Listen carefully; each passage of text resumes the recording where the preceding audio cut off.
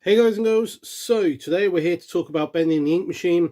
If you haven't played this game or it's been a while, to understand what I'm talking about, the playlist is already up. I made sure that went up before this video and it'll be in the same playlist as this one.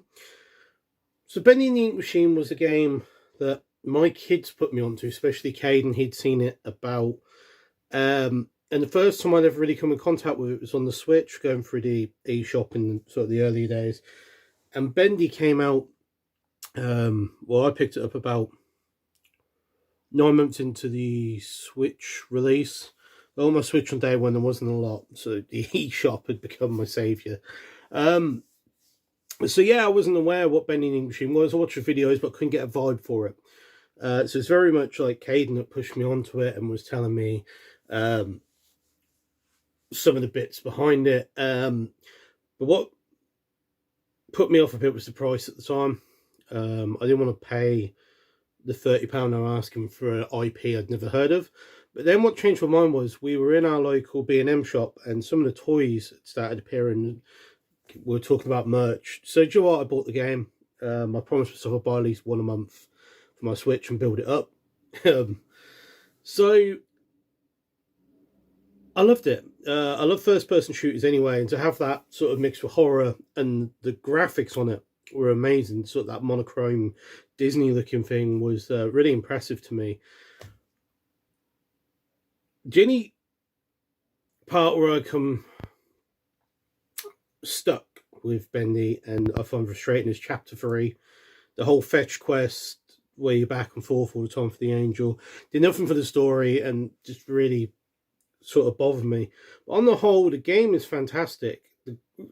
The story is incredible. You just want to carry on to get more and more into it. And I think that's what hurt me most about chapter 3 was it was although you meet the projectionist and all these different types of ink monsters, there wasn't enough story in it. It didn't push anywhere. And it's a long drawn out chapter as well. But then when you get to chapter 4, oh my gosh, things pick right back up. And that end chapter as well, the big fight in that level. I mean, there were a few things that were a bit janky, like controlling the boat and things like that, were a bit hit and miss. I think the Beast Bendy battle at the end's a bit off as well. You can literally just stand at the side of the room and he'll run right by you. There's not really a challenge there. And then the typical one where you get him to run and he smashes the glass. Felt a bit weak, but on the whole, this game is fantastic. I've enjoyed playing it. I've enjoyed going back through. But for me, the story is key. Without that story, it becomes another indie horror game. But I've been lucky enough to be part of the fandom and get hold of some beta stuff as well. So after you've heard me rant on here with this review and why I recommend it, check that out as well. That'll come after this and we'll talk about it. Also, there's a video for the extra chapter, which is the archive.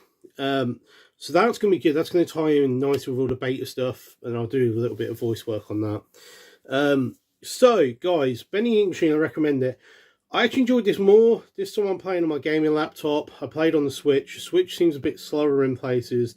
Graphically, it's on par, but it just didn't feel as fluid.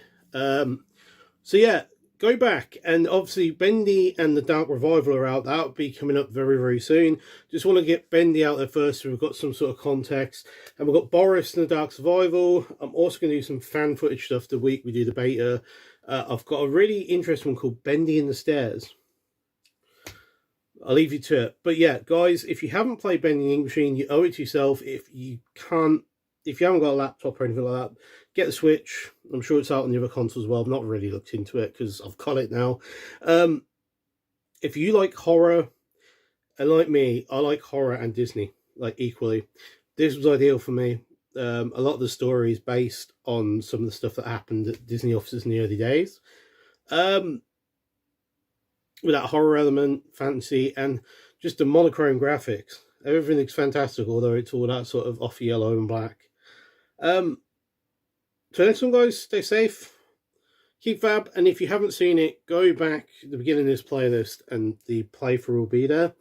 And if you are a Bendy fan, stay with us as I play the beta and early release versions of chapters 1, 2, and 3.